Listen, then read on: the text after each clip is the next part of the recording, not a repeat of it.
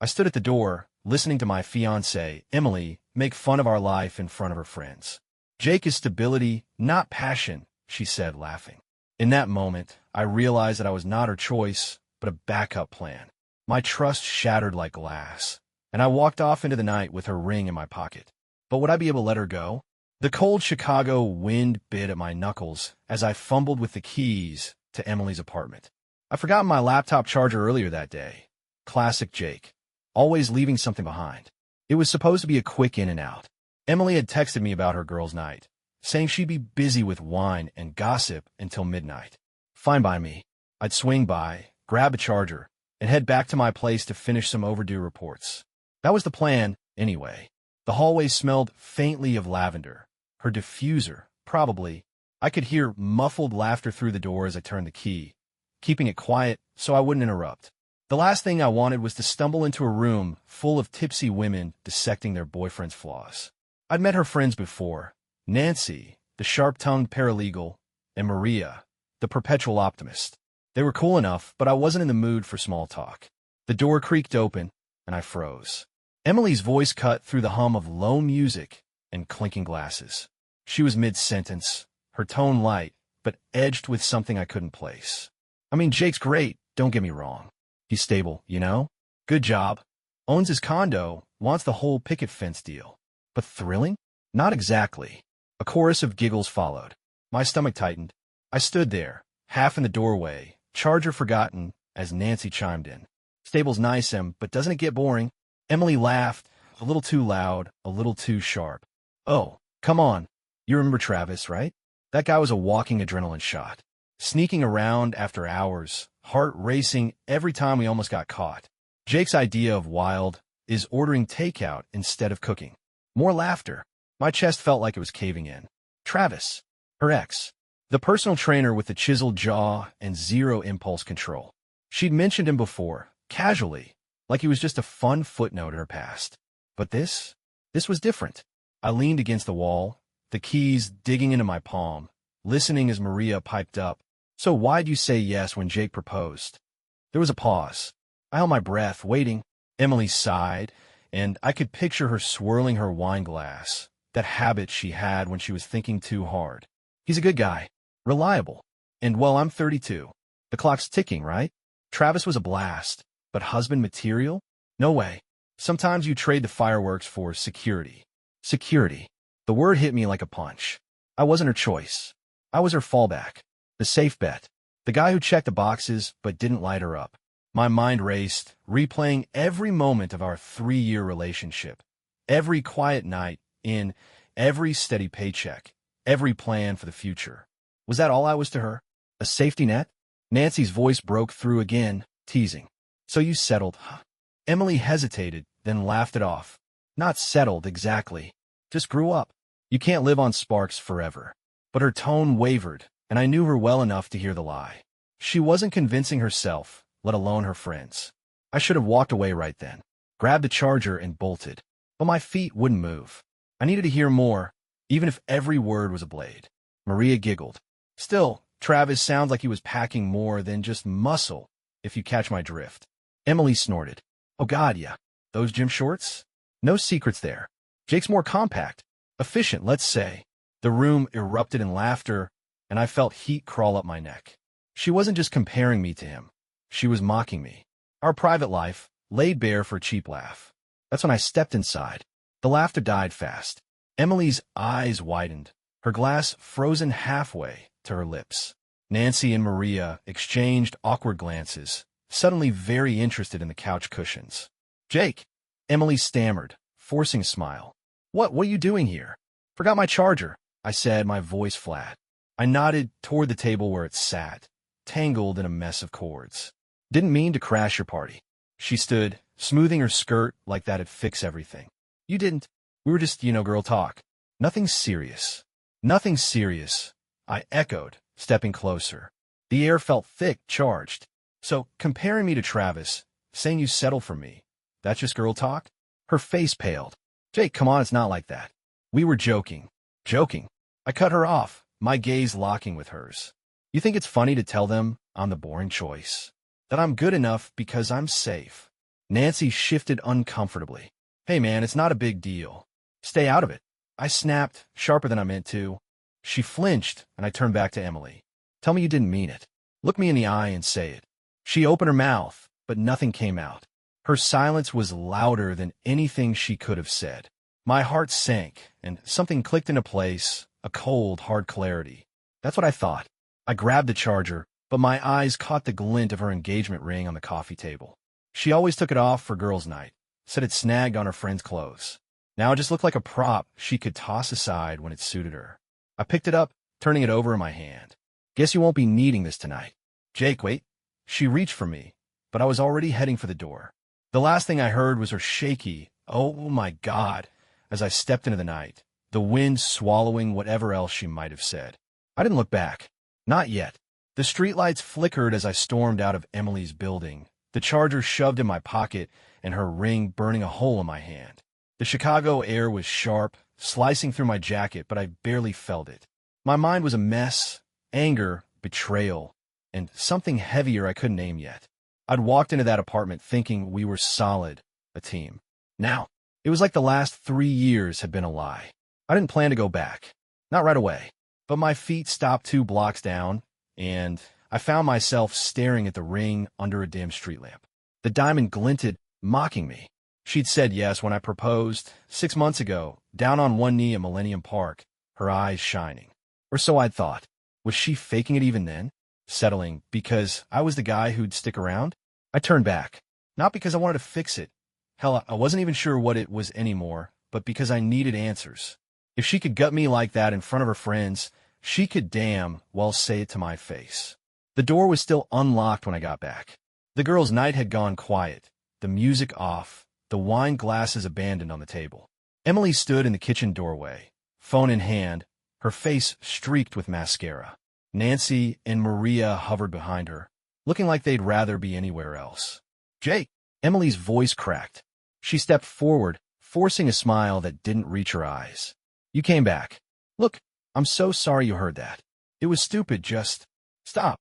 I held up a hand, cutting through her excuses. Don't give me the just joking line again. I heard you. All of it. Travis, the sparks, how I'm the safe choice. I want the truth, Em. Did you mean it? She blinked, caught off guard. It's not that simple. I was venting, okay? Girls exaggerate. You know how it is. No, I don't. I stepped closer, my voice low but steady. I don't know how it is to trash the person you're supposed to love. To laugh about our life like it's some consolation prize. Her smile faded. You're blowing this out of proportion. It was private, between us girls. Private? I let out a bitter laugh. You share me like I'm a punchline. My trust, our intimacy. None of that's private to you? Nancy cleared her throat. Jake, maybe you should cool off. This isn't about you, I said, not breaking eye contact with Emily. Tell me, Eminesia, if Travis called tomorrow, said he's ready to settle down, would you still be here with me? Her mouth opened, then closed. The silence stretched, thick and suffocating. Her eyes darted away, and that was all the answer I needed. My chest tightened, but I didn't flinch. That's what I figured. Jake, please, she whispered, stepping closer. I love you. You know I do. This doesn't have to ruin us. Love. I shook my head. Love doesn't sound like he's stable, but boring. It doesn't compare me to some guy who couldn't commit. You didn't choose me, Emily. You settled. There's a difference. She flinched, tears welling up. That's not fair. I said yes to you. I'm here, aren't I? Are you? I pulled the ring from my pocket, holding it between us. Because it sure as hell doesn't feel like it. Her hand shot out, grabbing my wrist. Don't do this. We can talk it out. You're just upset. I pulled away, stepping back. Upset? I'm past upset. I'm done being your safety net. She stared at me, her face crumpling. So what? You're walking away? Over this? No, I said, my voice hardening. I'm walking away because I deserve more than being your backup plan. I turned for the door, her shaky sob echoing behind me. This time, I didn't stop. The neon sign of Riverside Bar buzzed faintly as I pushed through the door, the ring still clenched in my fist. The place was a dive, sticky floors, dim lights, the kind of spot where nobody asked questions. Perfect. I didn't want to go home yet. Didn't want to face the quiet of my condo or the half-packed boxes from when I'd started moving stuff to Emily's place. 3 years, unraveling in one night. Joe, the bartender, gave me a nod from behind the counter. He was a grizzled guy, late 50s, with a knack for reading people. Rough night? He asked, already reaching for the whiskey. Make it a double, I said, sliding onto a stool. The bar was half empty, just a couple of regulars nursing beers and a guy in a corner muttering at his phone. I set the ring on the counter, staring at it like it might explain itself. Joe poured the drink and slid it over. That hers was, I muttered, taking a sip.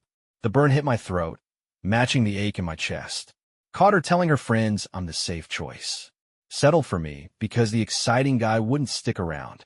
Joe whistled low, leaning on the bar. That's a gut punch, man. What did you do? Walked out. Gave her a chance to explain, but she didn't even try. Just stood there, crying like I'm the bad guy. I swirled the whiskey, watching it catch the light. 3 years, Joe. I thought we were building something. Turns out I'm just the guy who pays the bills and doesn't make waves. He shook his head, wiping down the counter. Seen it before. 20 years slinging drinks. You hear all the stories. Settling's a slow poison. Either they leave when something shinier comes along, or they stay and make you both miserable. I looked up, his words sinking in. You think she'd leave? If she's already talking like that? Maybe not today, but yeah. People who settle don't stop looking out the window. He shrugged. Question is, what are you going to do about it? That was the million-dollar question. I downed the rest of the whiskey, letting it settle. I don't know. Part of me wants to go back, pretend I didn't hear it. But the other part, I trailed off, tapping the ring. I can't unhear it, you know? She didn't just joke about me. She laid out exactly why I'm not enough. Joe nodded, pouring me another without asking. Trust's a hard thing to rebuild once it's cracked like that. You ask me, sounds like she broke something bigger than she realizes. Yeah, I said quietly. It's not even the details she shared, our life, private stuff. It's that she's not in this with me. She's got one foot out the door, waiting for Travis 2.0. He smirked. Travis the X. Persona Trina. All thrill, no substance. She still lights up talking about him. I rub my face, exhaustion creeping in. Makes me wonder if I've been blind this whole time. Nah, not blind. Just hopeful. Joe leaned closer, voice dropping. Look, Jake, I've seen guys like you stick it out, play the safe bet. Ends the same way. Resentment, fights, or worse. You're 35, not 65. You got time to find someone who's all in. I stared at the ring, his words rattling around my head. Time. Maybe he was right. But walking away from 3 years, our plans, the wedding we'd half sketched out, felt like cutting off a limb. My phone buzzed on the bar. Emily, where are you? I am worried. Please call. I didn't reply. She's texting, I said, showing Joe the screen. Probably scared she's losing her safety net. He snorted. Or scared she's losing you. Big difference. I set the glass down, a strange calm settling over me. Maybe it's both. But I'm not going back tonight. Not until I figure out what I want. Joe grinned. That's a start, man. Another? Nah, I said, standing. Need to clear my head. I pocketed the ring and headed for the door, the night air hitting me like a wake-up call. I wasn't sure where I was going, but for the first time in hours, I felt like I could breathe. I didn't sleep. After leaving Riverside Bar, I walked the Chicago streets until the skyline blurred into a haze of lights and shadows. My phone kept buzzing. Emily's texts piling up, each one more desperate. Jake, come home. We need to talk. You're overreacting. I ignore them all. By dawn, I crashed at a diner, nursing black coffee and replaying Joe's words. Settling's a slow poison. Was that what we'd been doing? Killing each other quietly? Around 10 a.m., I headed back to her place. Not to fix things, my stuff was still there, and I needed it out. The ring stayed in my pocket, a weight I wasn't ready to deal with. When I got to her building, the air felt different. Too still. I buzzed up, and her voice crackled through the intercom, tight and clipped. Jake, come up. The apartment smelled like stale wine and regret. Emily stood by the couch, arms crossed, her eyes puffy but sharp. Behind her, Nancy and Maria lingered, looking like reluctant backup. Ambush. Great. You're here, Emily said, stepping forward. Good. We need to sort this out. Sort what out? I dropped my keys on the table. I'm just grabbing my things. Her jaw tightened. No, you don't get to blow up our life over one stupid night. I called the girls. They'll tell you it was nothing. Nancy shifted. Yeah, Jake, it was just talk. We all vent sometimes. Maria nodded. Totally normal. You're making it bigger than it is. I almost laughed. Normal? Mocking me to your friends is normal? Saying you settled because Travis wouldn't commit. That's just venting. Emily's face flushed. You're twisting it. I was drunk, okay? It didn't mean anything. Bullshit, I snapped. You meant every word. I saw it in your face when I asked about him. You still hung up on that guy. She flinched, then rallied. You're being insecure. If you trusted me, this wouldn't be a fight. Don't turn this on me, I said, stepping closer. You broke my trust, Em. You don't get to play victim. Nancy cut in. Look, man, chill. She loves you. She's here, right? I ignored her, locking eyes with Emily. Am I enough for you? Yes or no? She hesitated, and that pause was a knife. Before she could answer, her phone buzzed on the counter. The screen lit up. Travis. My stomach dropped. Speak of the devil, I said, voice cold. Emily lunged for it, fumbling. It's nothing, probably spam. Really? I grabbed it first, holding out of reach. The preview read, Hey Em, been thinking about you. Call me. The room went silent. Nancy and Maria exchanged looks. Emily's eyes widened. Jake, it's not what you think. Then what is it? I tossed the phone on the couch. He's texting you the day after you trash me to your friends? Convenient. She grabbed my arm. I haven't talked to him in months. I swear. Save it, I said, pulling free. I'm done. I headed for the bedroom, grabbing a duffel to pack my stuff. Emily followed, her voice rising. You're throwing away 3 years over this? You're crazy. No, I said, shoving shirts into the bag. I'm finally seeing clearly. The duffel bag hit my shoulder as I shoved the last of my clothes inside. Emily's pleas echoing behind me. Jake, stop. We can fix this. Her voice cracked, desperate now, but it sounded hollow, like she was begging for the plan, not me. I zipped the bag and turned, catching her in the doorway, tears streaking her face. Nancy and Maria had vanished, probably sensing the ship was sinking. Fix what, Em? I asked, slinging the bag over my arm. You texting Travis? Or the fact you've been half checked out this whole time? She wiped her eyes, stepping closer. That text was nothing. I didn't even reply. You're the one I want, Jake. You. I pulled the ring from my pocket, holding it up. This says different. You took it off last night like it's a costume. You don't want me. You want the life I'd give you. There's a difference. Her hand shook as she reached for me. That's not true. I love you. We had plans, a wedding, a house. Plans you settled for. I cut in, stepping past her. I heard you loud and clear. I'm not Travis. I don't make your heart race. I'm just the guy who sticks around. She grabbed my sleeve, voice breaking. I messed up, okay? I was stupid, venting to the girls. But I don't want him. I want us. Please. I stopped looking at her. For a second, I saw the Emily I'd fallen for, bright, warm, the woman I'd pictured growing old with. But then her phone buzzed again on the couch, screen lighting up with Travis again. She froze, and I laughed, short and bitter. He's persistent, huh? It's not, she started, but I waved her off. Don't. You can't even lie convincingly anymore. I dropped the ring on the coffee table, the clink loud in the silence. Keep it. Pawn it. Whatever. I'm not your safety net. Jake, please, she whispered, tears spilling over. Don't throw us away. You did that, I said, heading for the door. I deserve someone who's all in. So do you. Her sobs followed me as I stepped into the hall, the door clicking shut behind me. The sound used to pull me back. Months ago, I'd have turned around, apologized, smoothed it over. Not today. Today, it felt final. I walked to the Chicago Riverwalk, the midday sun glinting off the water. My bag sat beside me as I leaned on the railing, the city humming around me. The ring was gone, but so was the weight I'd been carrying. Joe's words echoed. You've got time. Maybe he was right. At 35, I wasn't done. I could start over, find someone who didn't see me as a compromise. My phone stayed quiet. No more texts from her. I took a deep breath, the air crisp and clean. Freedom stung, but it also felt like waking up. I didn't know what came next, but for the first time in years, I was ready to find out.